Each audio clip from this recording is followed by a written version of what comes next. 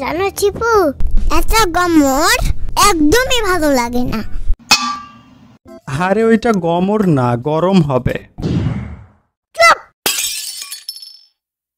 এত বেশি বোঝা গেল তুমি।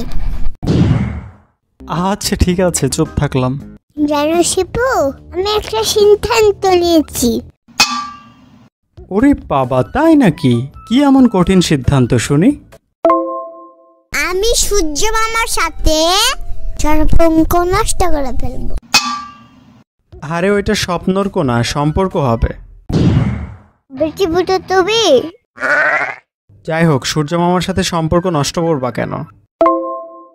সূর্য মামা বউয়ের সাথে মনে হয় প্রতিদিন ঝগড়া করে। কেন বলো তো? বউয়ের সাথে ঝগড়া করে, তার মাথা গরম হয়ে থাকে, যত রাগ সব আমাদের উপরে ঢেলে দেয়।